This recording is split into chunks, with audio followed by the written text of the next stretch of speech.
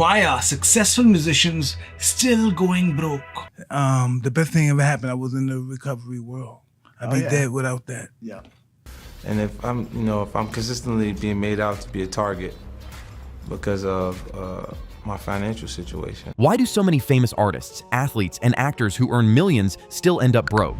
At first, it doesn't make sense. Huge paychecks, sold-out shows, and blockbuster films should mean financial stability, yet history shows otherwise. The trap of lifestyle inflation. The first major reason is lifestyle inflation. When money starts flowing in, spending follows. Luxury cars, huge mansions, designer wardrobes, and private jets become everyday expenses. Many artists assume their income will stay at its peak forever, but the reality is that fame fades, and so do earnings. Maintaining that expensive lifestyle becomes impossible once the big checks slow down. Michael Jackson is a powerful example. By the mid-2000s, his advisors were already warning that he couldn't repay a $70 million loan from the Bank of America. Yet he continued spending $2 million every month on luxury items, cars, and antiques. By the time of his death in 2009, court documents revealed he owed more than $500 million. Even one of the most successful artists in history couldn't escape the trap of overspending. Financial mismanagement. Another reason artists lose their fortunes is simple financial mismanagement. Many don't have the financial literacy needed to protect and grow their money.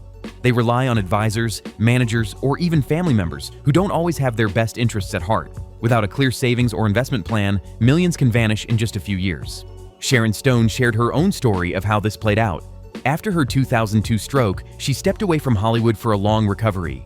When she finally looked at her accounts again, she discovered the $18 million she had saved was gone. She said everything from her refrigerator to her phone was in other people's names. She was left with nothing, despite being one of the biggest stars of the 1990s. Aaron Carter faced a similar situation. Before he turned 18, reports estimated he had already earned around $200 million from music, acting, and tours. But he later said his parents mismanaged his finances, leaving him with just $2 million and $4 million in tax debt.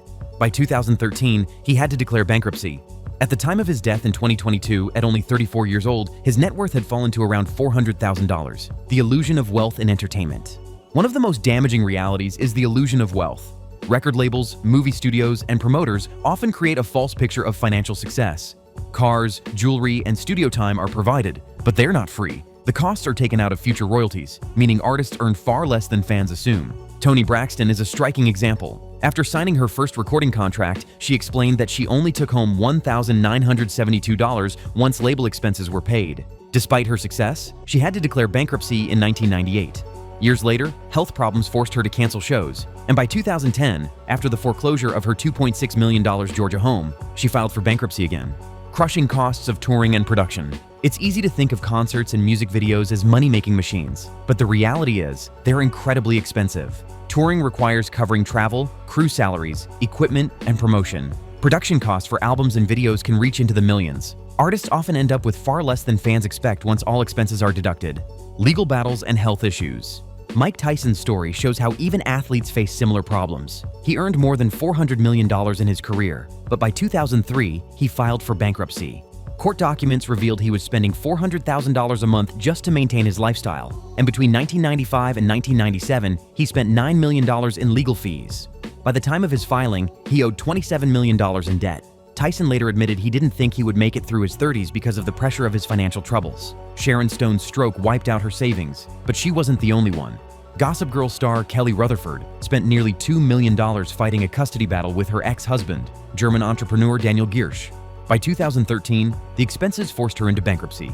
Tax troubles. Taxes are another downfall. Dionne Warwick, the legendary Walk On By singer, filed for bankruptcy in 2013 because of more than $10 million in tax debt dating back to the 1990s. At the time, her monthly income was reported as $20,950, with expenses of $20,940, leaving almost nothing left over. Her publicist explained that years of poor financial management had led to the situation. Although she eventually paid back the taxes, penalties and interest pushed the debt even higher. The case was finally dismissed in 2019. Bankruptcy as a business strategy.